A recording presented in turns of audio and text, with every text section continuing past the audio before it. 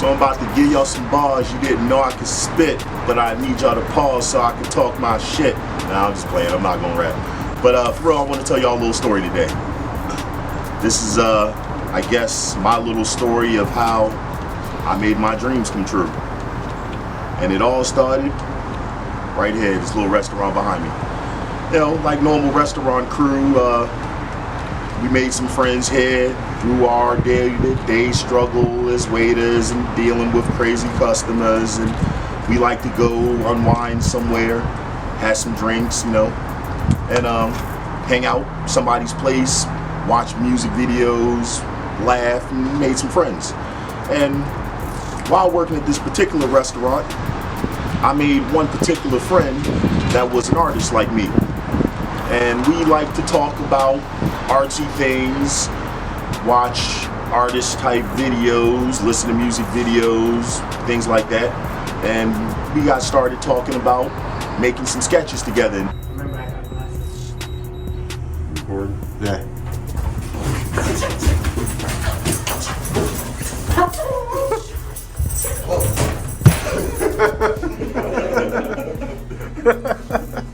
No. One of the sketches we talked about was kind of a comedy sketch called Off Days. And I was going to be Batman, my friend was going to be Robin, and we were going to be pretending to be college students getting off crime fighting and doing college things on our off days. And while we were talking about doing these, we had a bunch of jokes thrown in. Some were kind of racially biased, some government jokes, and some had some gay jokes, homoerotic jokes, or whatever you want to call those, and about Batman and Robin kind of messing around discreetly. Nothing big, but you know, like I come out of the shower or something, he'd be like, holy big black junk, Batman, blah, blah, blah. We laughed about it, so and so. At some point, you know, I think that I want to start something funny but serious enough that it's not too offensive, and I want to tone down some of the raunchiness and maybe some of the gay undertones. I don't mind having those jokes, but I don't want them to be too raunchy. And that's when my friend said, you know I'm gay, right? In which case I said, no. Well, holy shit. But I stood by what I said and repeated it again. That basically, you know, I will stand by you in anything that you stand for, but when we're trying to start a business and build a brand, we don't want to come too edgy in the beginning. And basically get people a chance to like our message before we start cramming it down their throat. My friend understood, and we moved on. Story moves forward.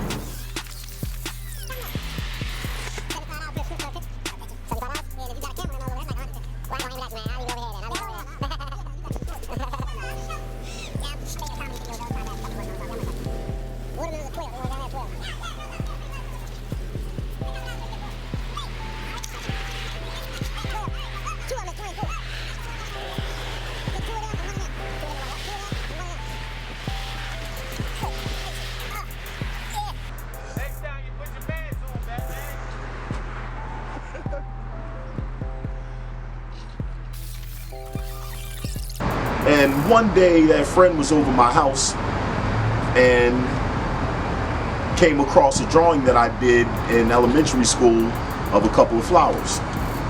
I guess I should show you those couple of flowers. So it's a couple of flowers I did in high school. I did this drawing where one flower's in a pot and it looks like it's dead, and the other flower is coming out of the concrete and it's still red, basically signifying that the flower that you kept clipped to enjoy its beauty died. The flower that you left alone stayed beautiful. And I made the drawing look like it was inside of a frame, if you can see. So it's a painting on the wall, and around the frame it says, "Let me be free to be me." So when my friend came across this drawing in my sketchbook, it made my friend decide to tell me that he was transitioning and becoming a woman.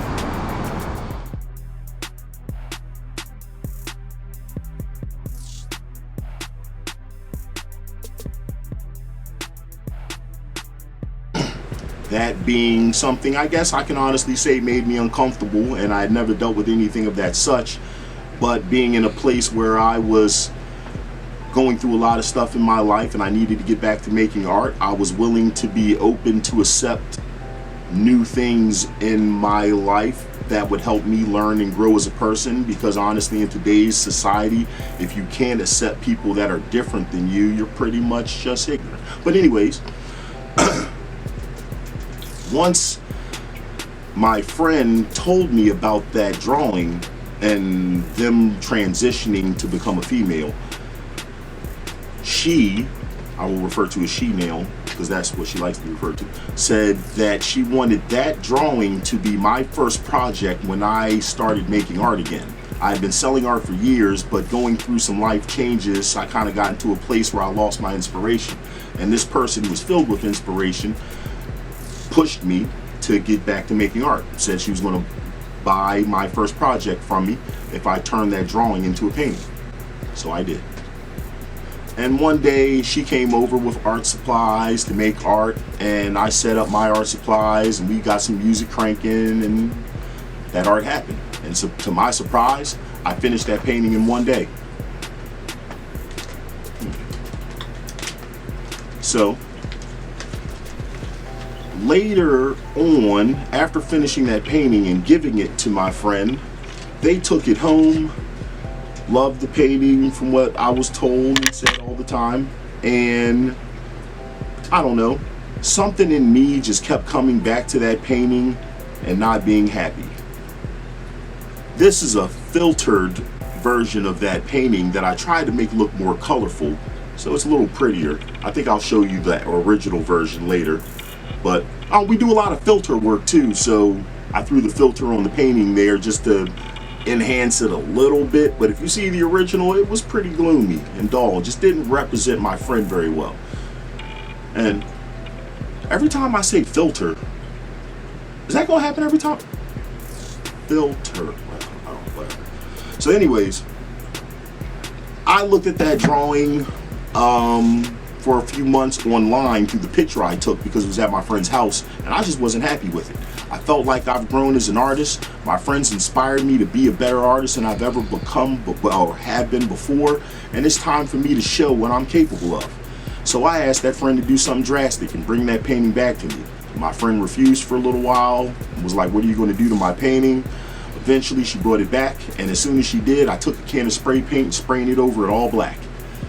My friend looked at me in shock, was kind of mad that I spray painted over the painting, like I couldn't have just made another one or something, but it had to happen. I didn't want that to represent the stage of art that I've now come to.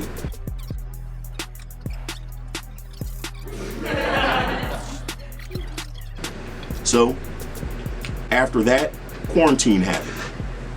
And I decided through quarantine that instead of coming back after quarantine depressed over life, fatter, more broke, that I was going to work on myself. I was going to put my energy into myself. I was going to work on my business that I've always wanted to have, and I was going to practice making art. And that project was going to be the first thing that I put out when I get my business going.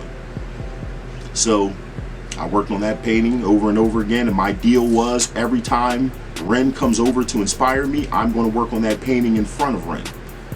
And that's what I did. A month goes by, and we work probably about 4 sessions, and I get a lot of the painting done.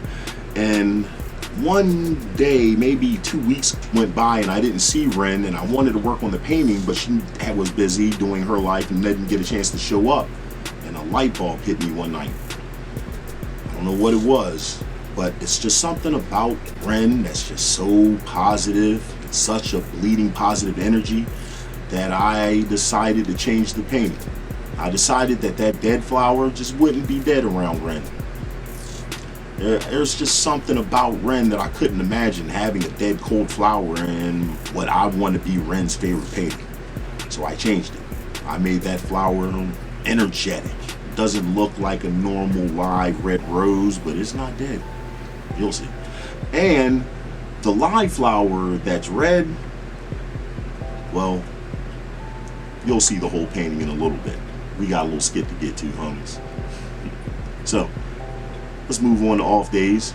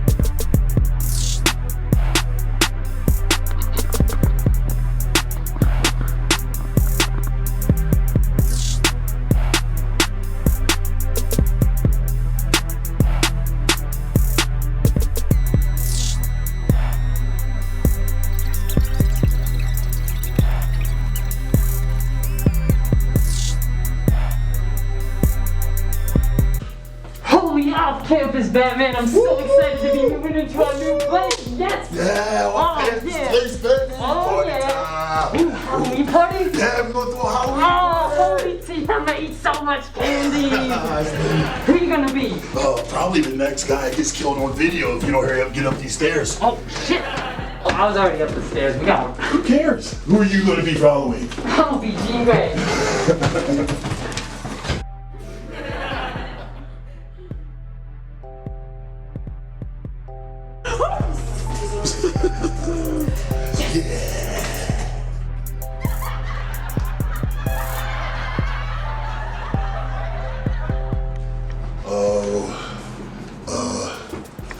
Why is there only one bed? Oh, you know, I thought we could just... Party time, yeah! It's party time, baby. I'm gonna show you how we get down out here. Yes! God Great. damn, city!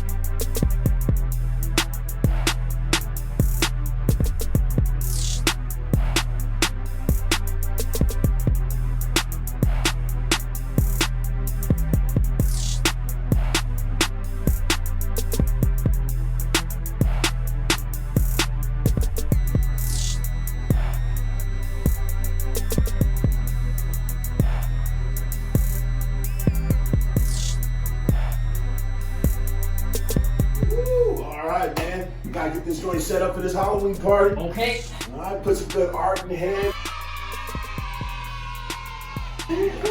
Make this place sexy. Yeah. Man, I got some mystery art for us. All right. Come on. Crack it. Yeah. There it is.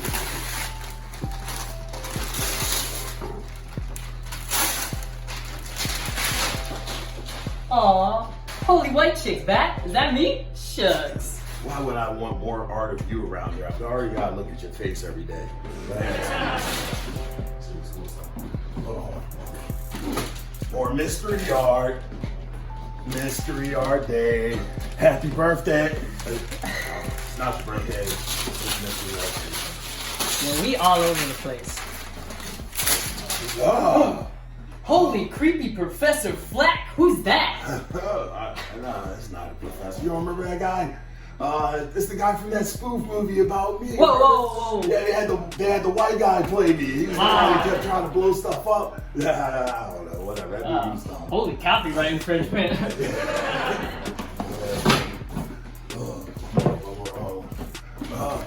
Mystery princess movie. Yeah.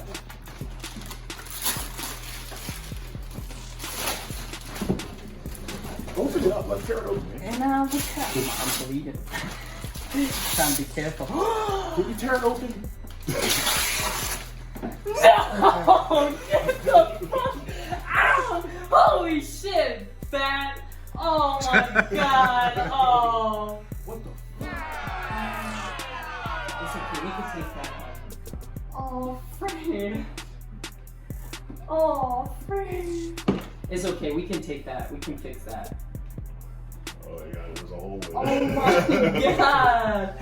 Oh, you're so cute! Oh! Oh my gosh!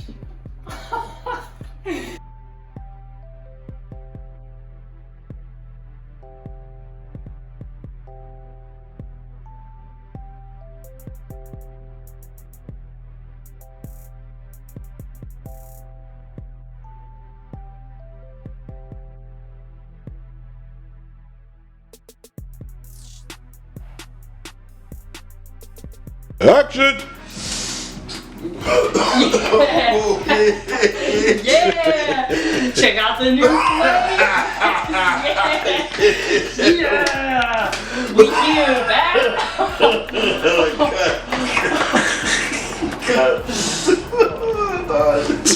God.